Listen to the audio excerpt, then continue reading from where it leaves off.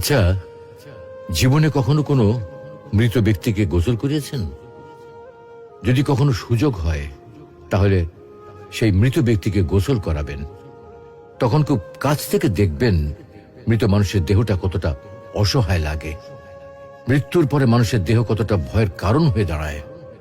সুযোগ পেলে রাতে লাশটা পাহারা দেবেন, তখন বুঝতে পারবেন প্রিয় মানুষটার লাশ রাতের বেলায় আপনার কাছে কতটা অদ্ভুত লাগে, কতটা ভয়ের কারণ হয়ে ওঠে, কতটা আতঙ্কের কারণ হয়ে যায়। সুযোগ পেলে মৃত ব্যক্তির শরীরে একটু হাত লাগিয়ে কিছুক্ষণ তার স্পর্শ নেবেন। আপনি তখন উপলব্ধির সুযোগ পাবেন এই পৃথিবীতে বিশাল প্রভাব প্রতিপত্তি মৃত্যুর পরে কতটা নির্যাতনের রূপ নেয়।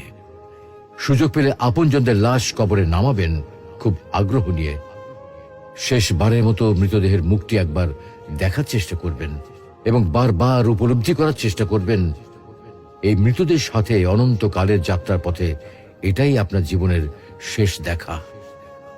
সুযোগ পেলে মাঝে মধ্যে কবরস্থানে গিয়ে নীরবে কিছুক্ষণ দাঁড়াবেন। এরপর মনে মনে চিন্তা করবেন জীবনের লাভ ক্ষতির হিসাব। এই মৃত মানুষগুলো এই পৃথিবীতে কি করে গেছেন, কাদের রেখে গেছেন, যাদের রেখে গেছেন তারা কি কখনো এই মৃত মানুষগুলোকে স্মরণ করার জন্য কবরস্থানের